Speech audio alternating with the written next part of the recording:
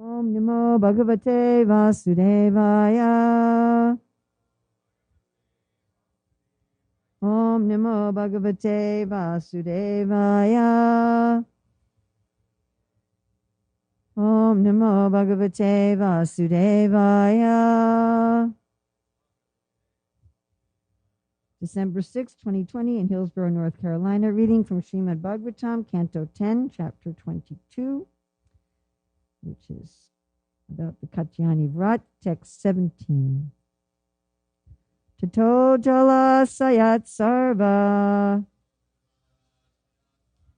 darika shita vepitaha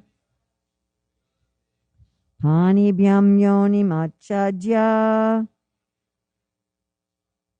protarushita karshitaha.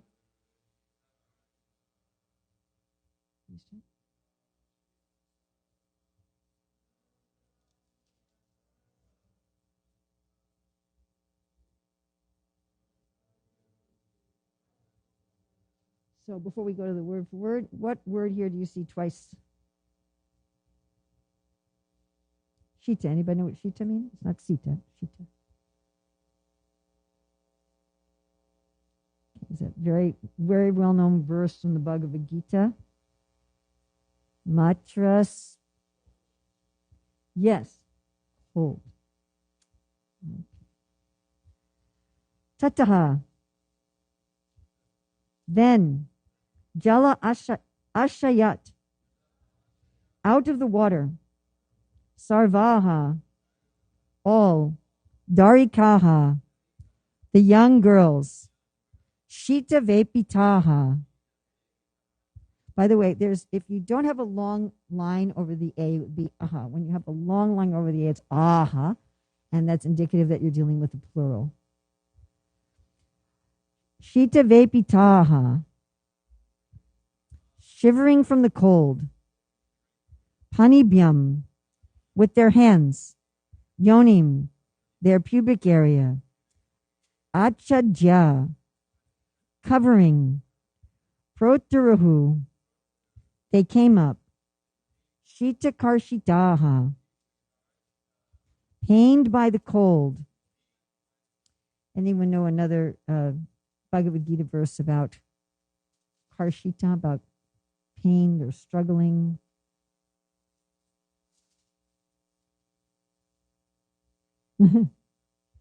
Okay, we're going to come back to that. Translation. Then shivering from the painful cold, all the young girls rose up out of the water, covering their pubic area with their hands. Purport.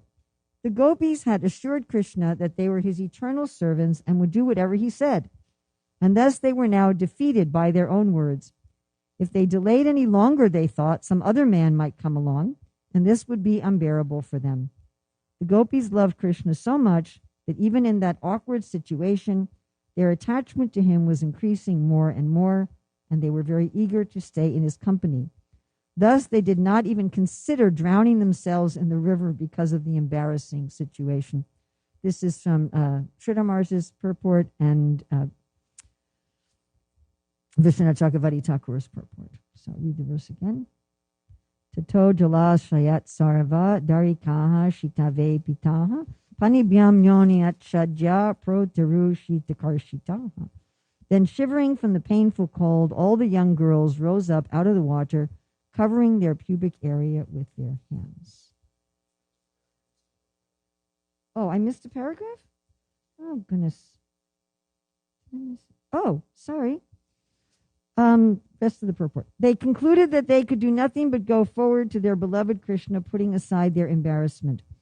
Thus the it's actually really hard for me to read with a mask on because I have progressive glasses and I'm using the bottom part of my glasses to read, and it's blocked. It's really annoying. They concluded that they could do nothing but go forward to their beloved Krishna, putting aside their embarrassment. Thus the gopis assured each other that there was no alternative and rose up out of the water to meet him. As I said, that's all from Sridhar Maharaj and Vishwanath Chakravarti Thakur. And then Sanatana Goswami and Jiva Goswami have practically the same commentary. I'm going to read Sanatana Goswami's. Seeing his insistence, Tata, They rose from the water. Though they were shivering from the cold, they covered their private parts with their hands. Thus, the shivering was actually a sattvika bhava arising from prema. They rose from the water because they were weakened by the cold. Chita karshita. So I wanted to talk about a very unusual situation that these gopis, who are all prema bhaktas, they're all not only pure devotees, but they're the highest level of pure devotees, just like we read about in Nectar of Instruction, text 10. Right? You have the fruitive workers, you have the jnanis, you have the jnanis who are liberated, the devotees in prema, and then you have the gopis. So these gopis are not even ordinary prema bhaktas. When Krishna returns to Ras Leela and he explains why he was absent, he says, according to the Acharya's commentaries, you're not even ordinary prema devotees. You're above that. Your love for me cannot be increased or decreased in any way. And yet they seem to be suffering from the cold. Twice it says here, cold, and karshitaha means struggling. So why would the gopis be struggling from the cold? Just even a liberated person does not struggle from cold. Right? So, I mean, many of us know this verse in Bhagavad Gita 2:14. Matras, we can say together. Matras pastukanteya sitosna sukha dukkada agama payano nityastam statikshas vabharata. Translation? You know it is a song?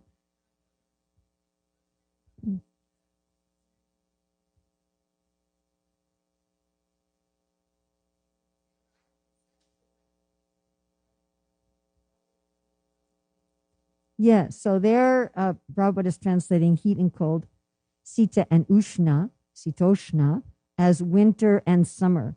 And they arise from what? Sense perception. They arise from sense perception, from a sense of touch. Yes? Our skin touches cold and heat and therefore feels happiness and distress. At this time of year, the cold is distressing and the heat is pleasing. And in July, the cold will be pleasing and the heat will be distressing. Yes, all from touch. And it's very interesting if we look about touch. So in 522, Krishna says, samsparsaja yoga dukkha yonaya evate.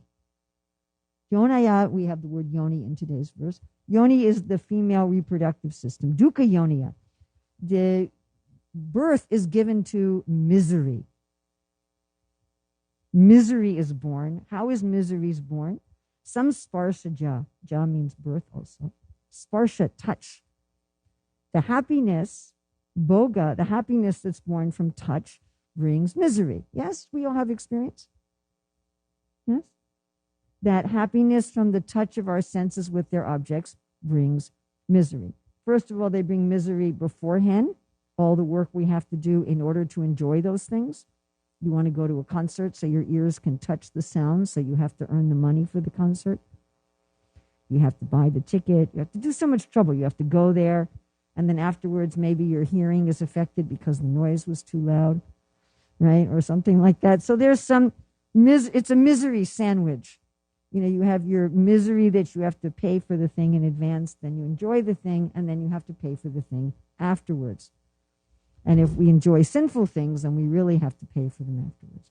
So they just give birth to misery. And Krishna also says they give birth to misery because they have a beginning and an end. Yes? Like yesterday, I wished a happy birthday to a friend of mine who's no longer talking to me. And so that was also misery. Right? You have some friendship, you have some affection for someone, and then they don't like you anymore. The happiness has a beginning and an end. So even if you say, well, I'm just enjoying happiness, I'm not having any misery, it comes to an end. Yes, the pizza comes to an end, the friendship comes to an end, the car comes to an end, your favorite shoes come to an end, the music comes to an end, you know, it ends. And ultimately we have to leave. So that's simply the source of misery. But then Krishna talks about happiness by touch in 628. Sukhena Brahma samsparsham atyantam sukham asnute. when we touch Brahman, when we touch God, then we feel happiness. And we feel not only happiness, but we feel unlimited happiness. So what's going on with these gopis? It appears that they're touching the cold. It appears that their naked bodies in the water are touching the cold, and therefore they're experiencing unhappiness, just like any other materialistic person. And they're karshita, they're even struggling. But how can that be possible when they are the highest level of prema bhaktas? And even an ordinary liberated muni and jnani and yogi doesn't feel affected by the happiness and distress of touch. Right? Even the dhyan yogi, Krishna is mentioning in the 6th chapter of Bhagavad Gita, is experiencing the happiness of touch with God. That's just the dhyan yogi. There's not even a bhakta. But to speak of a prema bhakta. And 2nd chapter of Bhagavad Gita, can you get any more basic than the 2nd chapter of the Bhagavad Gita? The beginning of the beginning. Don't worry about this sitoshna. Right? And Krishna says other places in the Bhagavad Gita, also in 6, 7, and 12, 18, 19, to be detached from this heat and cold, happiness and distress, honor and dishonor, fame and infamy. And he always mentions heat and cold. It's a recurring theme, and we find, like when people practice yoga in the Bhagavatam, that they practice becoming detached from heat and cold, isn't it? Right? What do they do to practice becoming detached from heat and cold? Yes, they surround themselves by fire in the summer, and they go into ice cold water in the winter. There's one guy, I don't remember his name at all, who has actually practiced this, especially with cold. He goes, okay. How do you say his name? Winhofer. Yeah, and he climbs mountains with just like shorts and shoes. And he teaches people how to do this. He has a system that can teach you how to tolerate cold. I remember reading about this one woman who was a champion swimmer in near freezing water. She once swam from a boat to the Antarctica, like many miles. And she swam, I think, between the North and South Island of New Zealand. And she would practice by, sleeping with just like a T-shirt and shorts with the windows open in the middle of the winter and immersing herself in freezing cold water. I was thinking she's just going to take birth as a seal or a walrus or whatever there are in Antarctica, penguin or whatever the creatures are that live in Antarctica that can handle the cold. The humpback whales that go up to Alaska right now.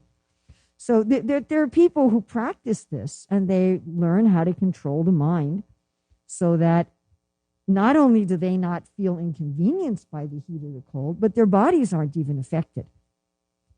This guy is climbing mountains in his underwear, and this lady is swimming to Antarctica, and it's not that they get hypothermia or something like that.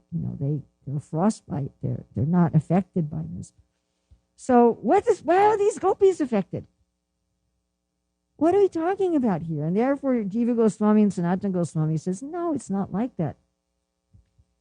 What they're experiencing is Brahman samsparsha. They're touching God. And when they touch God, they experience ecstasy. So this is some of the sattvic abhaves. So I thought we'd look just briefly at the sattvic abhaves. That means 8. Now, these sattvic abhaves are ecstasies that occur spontaneously. Right? The anubhavs are ecstasies that you specifically manifest, right? You can correct me, Mars. You just in-depth taught the nectar devotion. So like if I love someone and I smile at them or I hug them, that's deliberate, conscious, right? But the sattvic abhaves, you're so much in love that you have this spontaneous reaction. Right? And we sometimes feel this. We have the material shadows of this in our material emotions, isn't it? Right? Just like Arjuna in the beginning of the Bhagavad Gita when he's saying, my hairs are standing on end, my throat is drying up, my Bogandiva is slipping from my hands. And Prabhupada said he was probably also crying.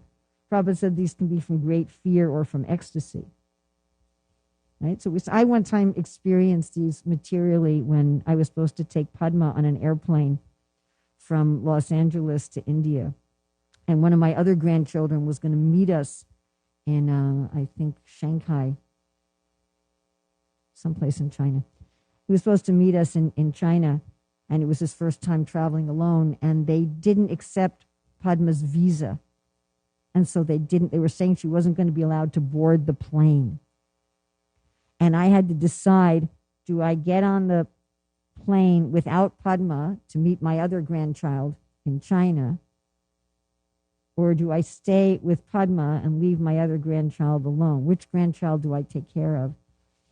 And I was trying to call people in India. Nobody would answer the phone. It was midnight there, and trying to call Champakan Mayapur. They wouldn't answer the phone. I was trying to call other people in Mayapur Dham. They wouldn't answer the phone.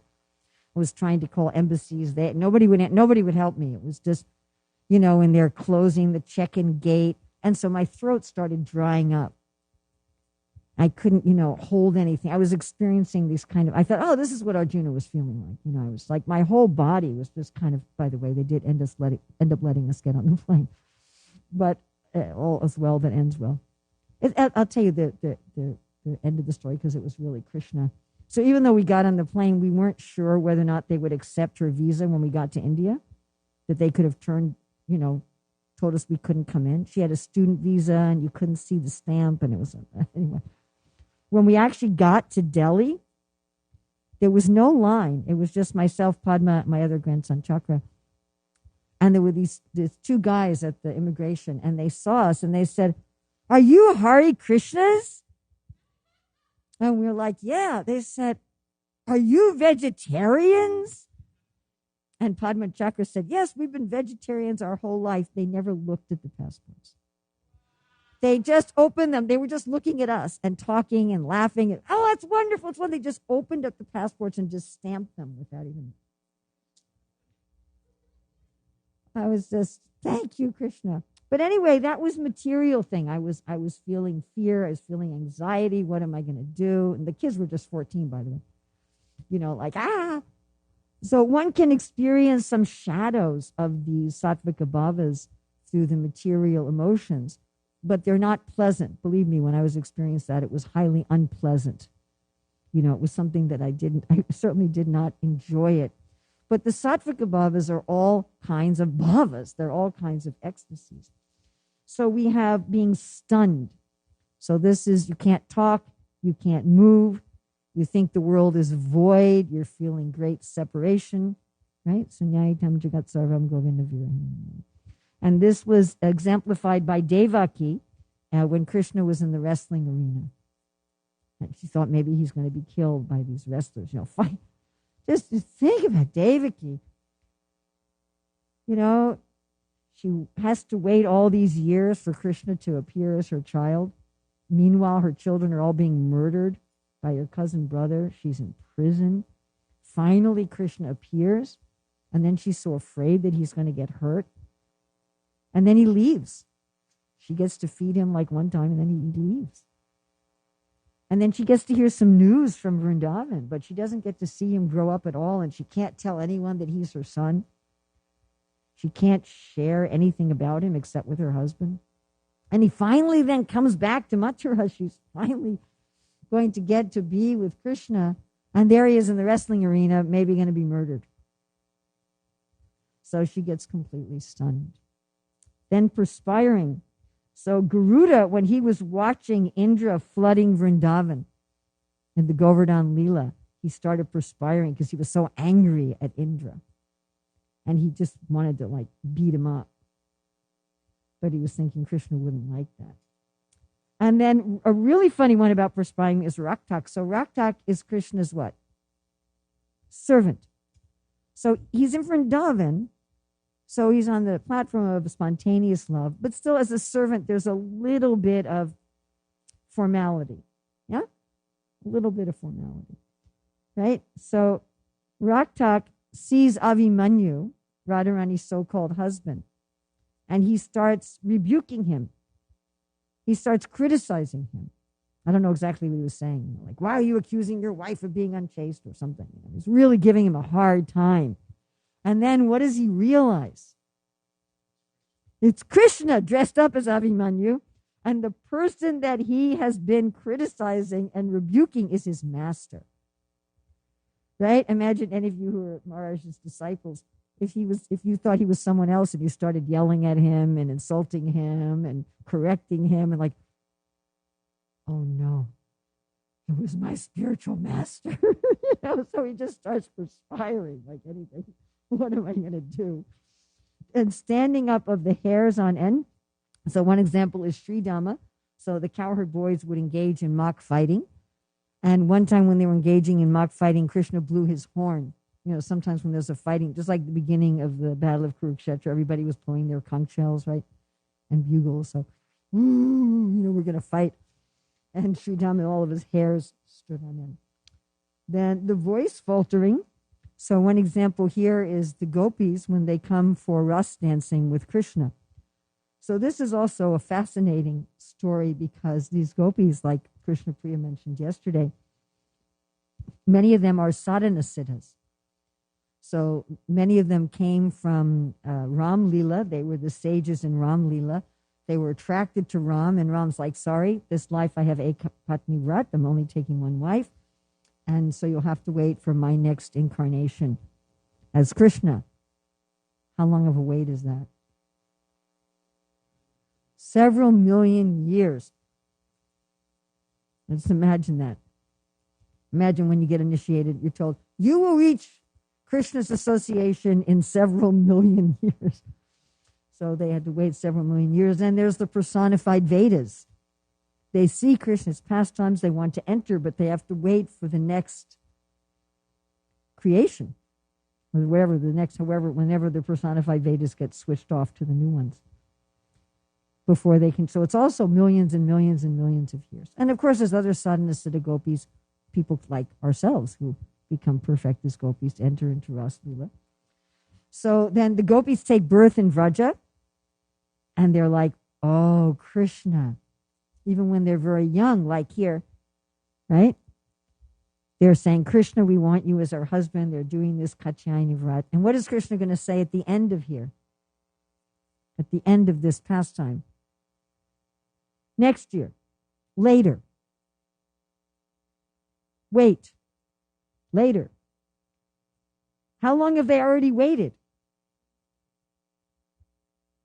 Millions and millions and millions and millions and millions and millions and millions and millions and millions of years. We have some devotees in ISKCON that wait like 15 years to get initiated. Imagine waiting millions of years. So finally, Krishna plays his flute. Finally. And each gopi hears their own name in the flute. And they leave. And they don't care about anything. They leave the chapatis on the stove. For those of you who cook chapatis, know what that means. They leave their babies crying. They leave the milk on the stove. For those of you who boiled milk, you know what that means. They just leave. I one time left milk on the stove to help a devotee in a crisis. Totally forgot about it. Guess what happened when I came back to my room? Woohoo! Took me a month to clean that pot. They just left the milk. They left the chapatis. They left their crying babies. They didn't care. Their husbands, their brothers, their fathers were all saying, where are you going in the middle of the night? They just left. And they go in the forest. So I like to take a japa walk down this road. In the warmer weather, I'll do it early in the morning. In the dark forest. The forest is dark. To go into a dark forest. And there were tigers then in Vrindavan. These girls are what, like 12, 13, 14 years old. Going into a dark forest. Maybe 8 years old, whatever. They were young. Go into a dark forest. And they finally go there. And what does Krishna say to them? Go home. He didn't say wait even. He doesn't even say wait. After the Vastraharan Leela, he says wait. But when they go to the forest, he doesn't say wait. He says go home. Just go home. Be a good wife and mother. That's what he tells them. So they can't talk. Their voice starts faltering. They don't know what to say. What do you say to that? It's like, you called us. We waited for millions and millions and millions and millions, and you kept saying later, later, later, later, later, later. Not now. I can only have one wife. Wait later. Not now. You're personifying the Vedas. Wait till later. Not now. Wait till later. Okay, come. No. And they couldn't speak. So their voices were faltering. Then trembling is, of course, today's verse, where the gopis are trembling and shivering. And they're not really shivering from the cold. They're shivering with so much excitement and so much thrill and so much happiness that Krishna's asking them to come out of the water without their clothes. So they have some embarrassment about this, of course, which is also very pleasing to Krishna, by the way. He's enjoying their embarrassment. Gentlemen like shy women. So he's enjoying their embarrassment, but they're also, they're just thrilled. And then body changing color. So the Vrindavan residents in separation from Krishna, sometimes their whole body changes color.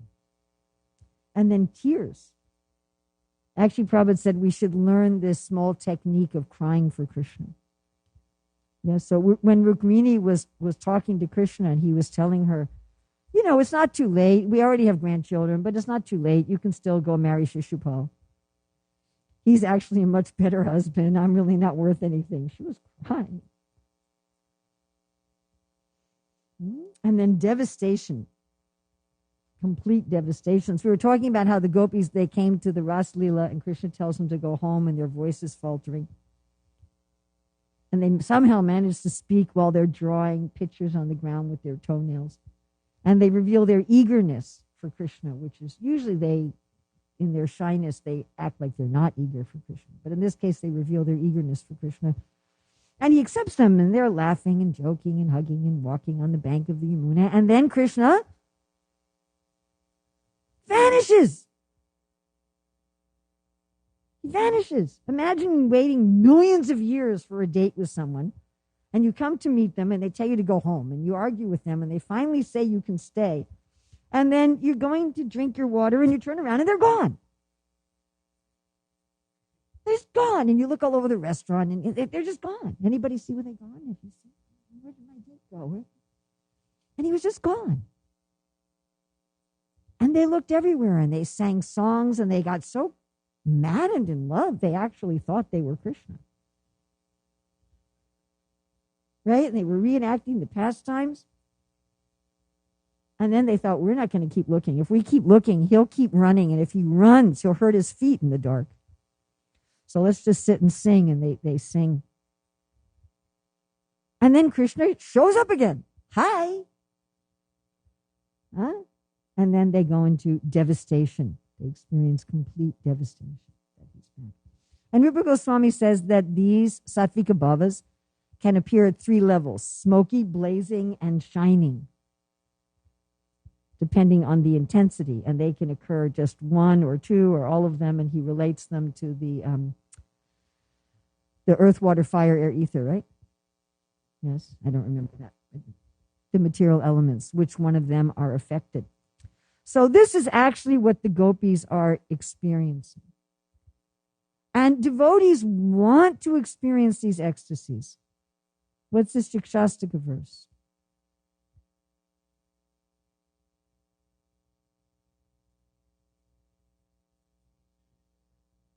Yeah? Oh, my Lord, when will my eyes be decorated with tears of love flowing constantly when I chant your holy name? When will my voice choke up, and when will all the hairs of my body stand on end at the recitation of your name? Mahaprabhu, arguably the greatest devotee, is begging for these ecstatic symptoms. Why? What does Krishna want? What does it please Krishna? We have this word, karshitaha. So remember in 15.7, Mamai Vamso Jiva Loke Jiva Bhuta Sanatana Mana Shastran Indriyani Prakriti Stani Karshati. Struggling.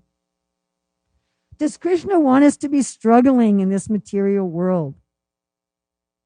No. We all have people we love. Do we want them to be struggling? Anybody want someone you love to be struggling? No. We want the people we love to be happy. Yes? And if we can be the cause of their happiness, then that's even better.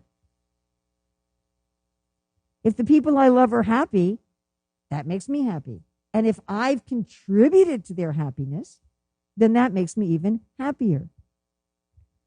So Krishna isn't pleased that we're struggling with the mind and the senses. It's not something he wants us to be doing.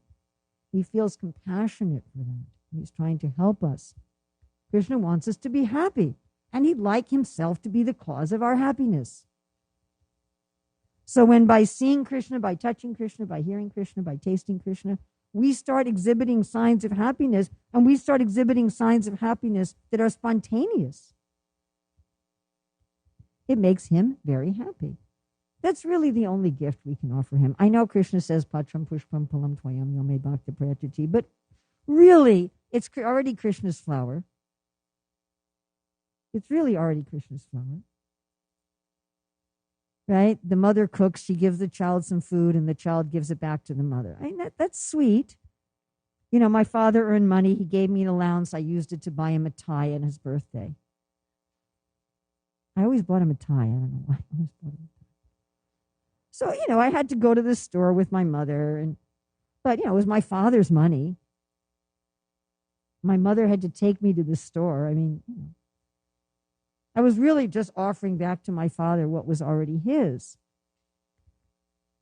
But what can I give Krishna that's mine? As Prabhupada writes in the purport in Bhagavad Gita, I forget which verse. One should know what is one's own and what is not one's own. What's mine? My love, my free will, that's mine. That's actually mine. And when I express that love in happiness, oh, Krishna, I'm so happy to see you. Krishna becomes pleased. Oh, my part and parcel is pleased. So this Karshita is not this struggle with the senses and the mind. It's not the struggle with heat and cold due to a touch sensation. It's the beautiful burden of love.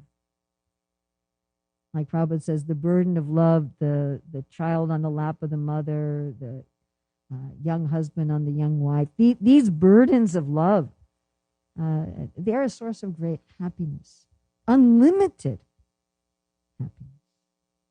So this is what we should be aiming for, to feel the unlimited happiness of love, of actual touch with the divine. So we have a few questions, a few minutes for questions, and hopefully there'll be a few of them. Yes?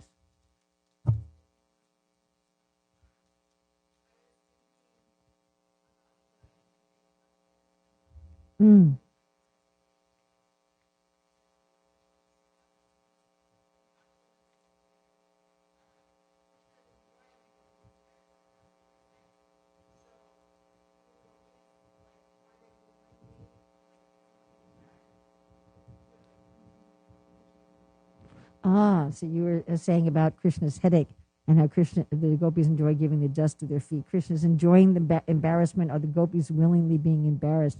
Yeah, not like they're planning it out. We're going to be embarrassed to please Krishna. Not like that. But the mood is, they take the mood of whatever is going to please Krishna.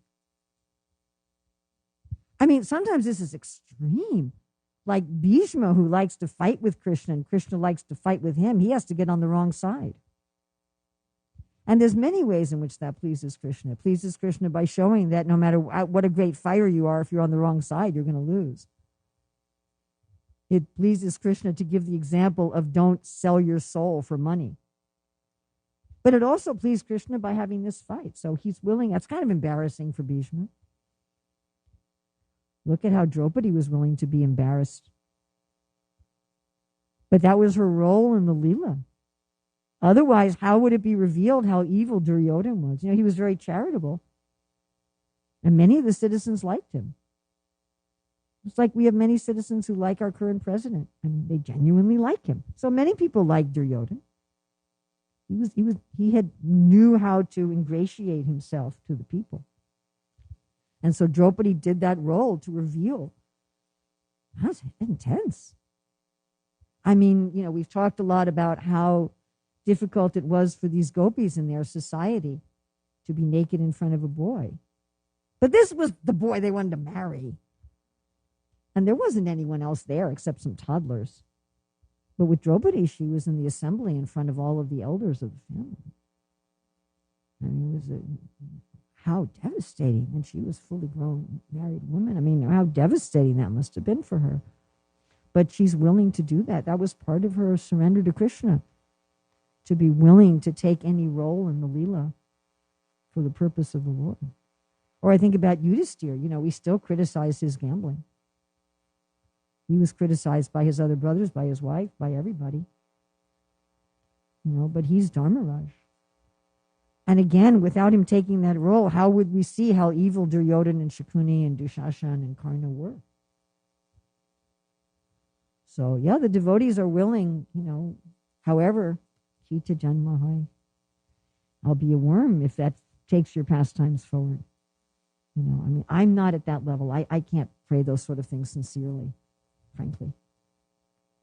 You know, but that's the real devotees there on that level. Yeah. And for them, it's happiness. To me, it's very hard to understand this. To have your son killed in the battlefield by, 7 Maharatis. Oh, he's 16 and his wife is pregnant.